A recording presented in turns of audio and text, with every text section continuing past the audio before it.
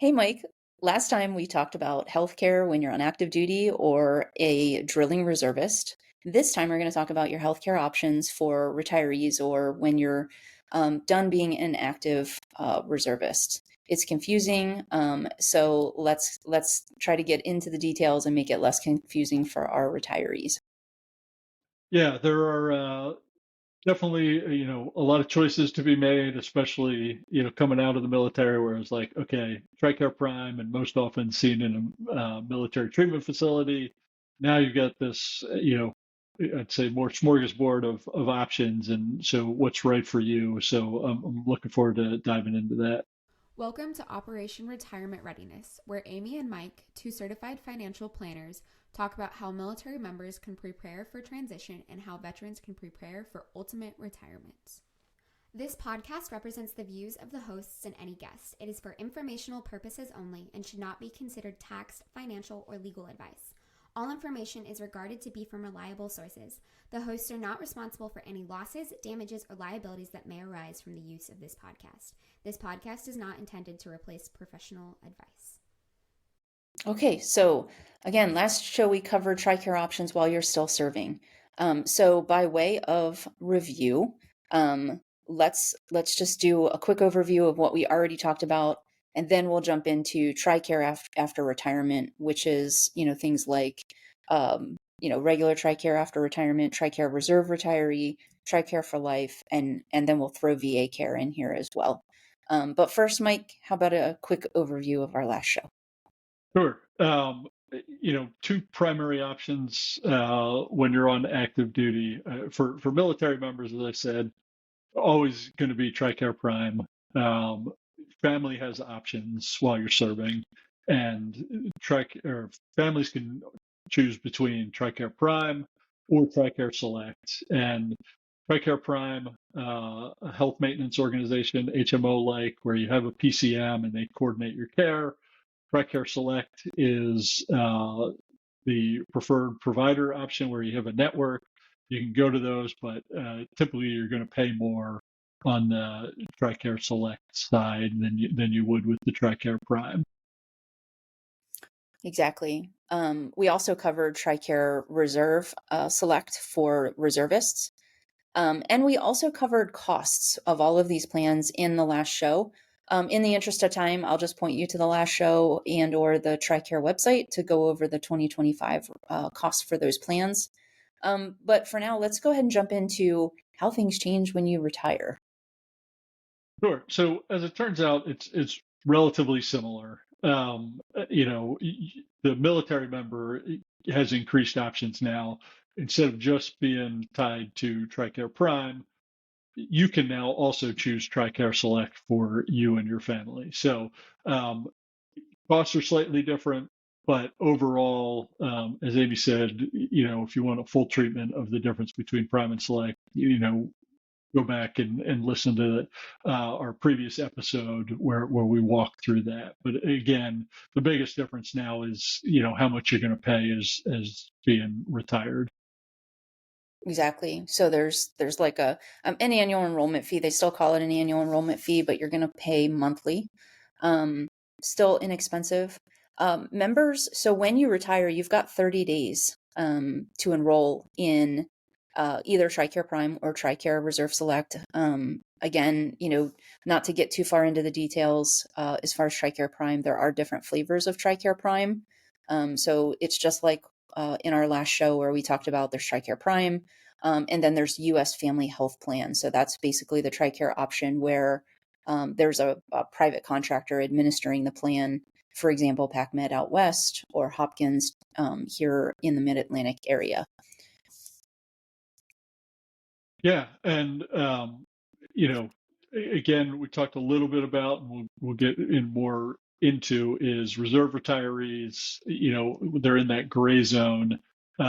Do have lose access to TRICARE Reserve Select when they retire, but they do have access to TRICARE Reserve Retiree again before they turn 60, and that is an option. So, Amy, you want to kick us off with talking about that? Yeah. So when a reservist retires, so you're leaving, you're not drilling anymore, you're no longer eligible for TRICARE Reserve Select, which is actually a pretty affordable option. Instead, and also you're not yet eligible for TRICARE. So as a reservist, you will be eligible for TRICARE, but not until you're age 60. So no matter when your pension begins, you're still not eligible for TRICARE, regular TRICARE for, that's just like an active duty retiree until age 60. So in between, in that gap, in that gray zone area, there is the option of TRICARE Reserve Retiree.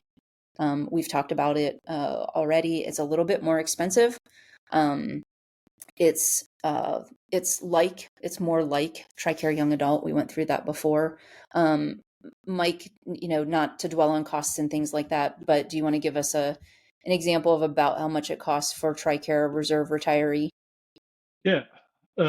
So for reserve retiree, just to cover the member, it's $631 per month. If you're doing the family, it's over $1,500 per month. And then you're still going to have deductibles and out of pocket or out of network costs. And we talked about catastrophic caps last time, and that's also significantly higher. It's about $4,500 per year for your catastrophic cap. So again, significantly more expensive than what you're going to pay for, um, you know, than you were under TRICARE Reserve Select while you were serving. But it is still an option if you don't have other good options for healthcare through an employer or somebody else that is there to cover you. Yeah. And again, it's to cover the gap, because when you turn 60, you're then eligible for sort of regular TRICARE. So TRICARE, just like active duty folks. But let's go ahead and switch gears and start talking about TRICARE for Life, which I'm not sure people understand really what that is. So TRICARE for Life, is what happens when you turn 65, and it is by individual, so not by service member age or spouse age. It is by individual. So when the TRICARE beneficiary reaches Medicare age, which is age 65, they are required to enroll in Parts A and Part B of Medicare. Medicare Part A is usually free. It's been paid for through payroll contributions through the years. Medicare Part B has a monthly premium, and it depends on your income, so your modified adjusted gross income. Right now, the lowest cost premium is about $185 per month. The highest premium can be, upwards of, $400 or $500 per month per person. Again, these are per month per person numbers. We didn't give you the number for the annual enrollment fee for, say, TRICARE Prime. So if you're retired and you're on TRICARE Prime, your annual enrollment fee is roughly $60 a month. So when you go to TRICARE for Life, you're going to jump from $60 a month for both you and your spouse or your whole family to $185 per month per person. So it is more expensive. You don't pay the TRICARE fee though. So that's good news. Small favors there, right, Mike? Yeah, yeah, You want to fill us in on a little bit more about how TRICARE works with Medicare? sure. The other piece, there is a drug piece of Medicare called Part D that most people usually subscribe to get parts of their medical or their prescriptions covered. And when you are on TRICARE for Life, you're covered. You don't have to pay that additional piece. So that's some other savings that you're going to have, which is good news. And it basically, once you get on Medicare, TRICARE kind of becomes the second payer, and they cover a lot of those additional costs. Some of the copay stuff and things that would be present under Medicare will now just go to TRICARE. So that's really how they work together. It's kind of the backup, and when you look at the charts, most of your costs are going to be covered you're not going to have a lot of out of pocket other than that Part B fee that everybody pays based on income. Anything Exactly. to add on that, Amy? No, I mean, I agree. Out of pocket costs go way down, so it's more expensive per month for a premium, but it's more predictable because your out of pocket cost and the catastrophic cap is still in place. So even if you were to encounter a situation where, Medicare didn't cover a lot, TRICARE didn't pick up much of it, um, you know, and the one example that I think of most often is, Medicare and TRICARE will pay for hearing aids, but they're not going to pay for the best hearing aids. So if you want a higher quality hearing aid, you're going to pay out of pocket for something like that. Let's change gears. Mike, I know that you use the VA for your healthcare. Let's talk about how VA healthcare works for folks. Sure. So VA, everybody is eligible for VA, if they've served more than 24 months. The question is, are you going to have to additionally pay for that? So VA's got, I think it's up to 9 different groups that you need to go through and look at. But basically, if you've got more than a 50% VA disability rating, you're in group 1 and can get seen at the VA. And like you said, I came out of retirement, the VA was very good about calling me all the time and like, hey, let's get you going, let's get you in. So I went, I got a great doctor that I really like. And so I was like, oh, I guess I'm just going to do this for right now. So while I'm still covered by TRICARE, because my family is, I have not, even gone to see my PCM at this point on the TRICARE side. But again, VA, you hear people complain about it, and if you're not near a VA treatment facility, like you said, you aren't, Amy, it's not convenient. That can be probably the downside of VA, but mine's not that far away.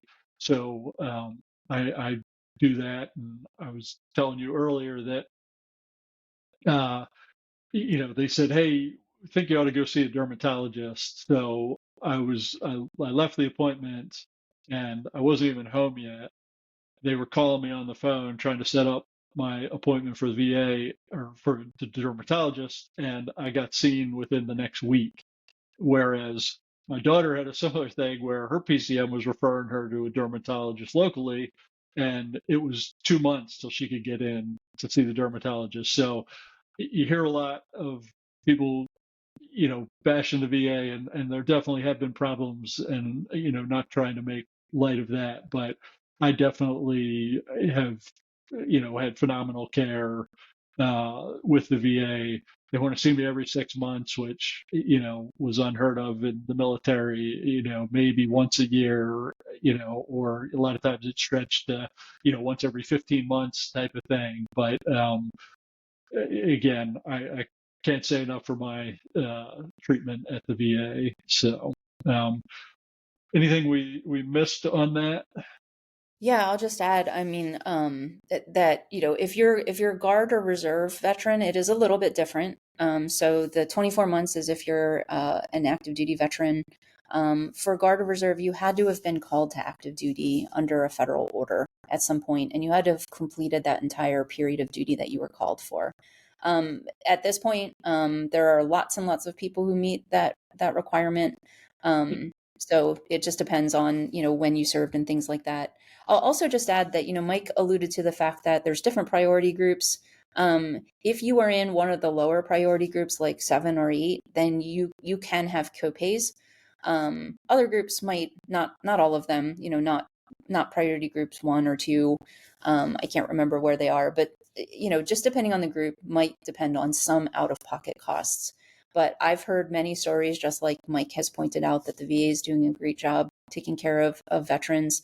Maybe not 100% across the board, because we do hear the not great stories, but I've definitely heard more good than bad. Okay, Maybe so I'll add one yeah, more thing on that. Along with the copay, some of that is tied to income. So they will, depending on which group, you'll have copays, and some of those are based on how much income you have. So if you're a retiree working a second job and are in one of those lower groups, again, TRICARE, maybe and probably is a better option type thing. But again, you do have those options, so I definitely encourage you to check out both and just see which works, better for you. Yeah. So like we wrapped up last time talking about key considerations and in your decision, let's talk about how to make your choices as you head into retirement, either as a reservist or active duty service member. Yeah, they're similar. Access to care is probably, should between that and money should be the biggest things. But looking at where you live, retirees can still get seen at some military treatment facilities. So if you're very close to base, you're retired, out of a large facility that still does that, you may be able to keep going to the MTF for care. Like you said, Amy, VA isn't convenient for you, so the TRICARE plan works best. So again, really evaluating your access to care, what you need, how often you need it is probably one of the big considerations. Yeah. And there's an extra layer of consideration, and doesn't really have to do so much with your healthcare choice, because TRICARE for Life is not a choice. Um, it has to do with, looking ahead and doing some tax planning to help yourself. So like we mentioned before, those Part B premiums are tied to your income. And we've talked about this in other episodes where, when you're a military retiree, you've got that pension. Sometimes it's a substantial pension. You may or may not have another pension if depending on the employer that you work for. If you've done a lot of pre-tax savings, then when you get into your 70s, you're going to end up with those required minimum distributions. So that's an additional income plus Social Security. So a lot of times service members can end up in the highest tax brackets they've ever been in their 70s, which means that your medical costs are going to go higher. So when you're thinking about, preparing for retirement, this is where tax planning becomes so critical, and it's linked to not just, wanting to pay less in taxes over your lifetime. It can also impact the amount of money that you're going to pay for healthcare over your lifetime. Mike, did I miss anything there? No, I think that was definitely a good point to hit on that. So, um, but yeah, that's I think we covered pretty much everything on the retiree side. Again, a lot more choices as you retire from as the military member. You've now got more of a smorgasbord to pick from. So, really understanding that. I didn't really again look into it much until I retired, and really trying to figure out what really is best. So encourage you to do it, even before, as you approach retirement versus wait until that 30 days when you got to make that selection type thing. So I just, take your time and understand this. It's important. Yeah, for sure. And and there's people out there, we've retired, your peers have retired. Talk to them about their experiences, not what they think they know, but what they actually experienced. Because I'll be honest, I didn't find the choice all that difficult. In terms of what plan I wanted. But I did have a situation where I needed medical care, and I had no idea how civilian healthcare worked on the outside. So, when you're in the military, you just go to the MTF and they just tell you where to go. But it works a little bit differently on the outside, even if you're TRICARE Prime. So use your peers. Let us know if you have questions. Other than that, we'll see you next time.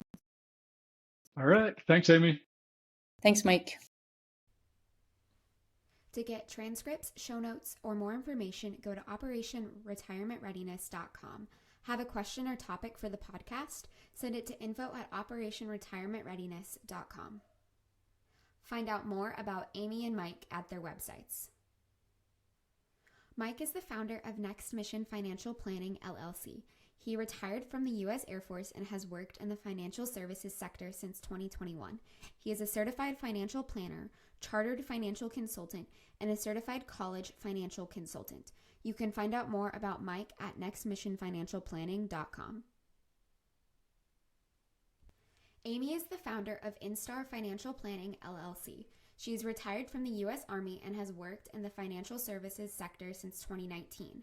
She's a certified financial planner, a chartered federal employee benefits counselor, and a chartered retirement planning counselor. You can find out more about Amy at instarfp.com.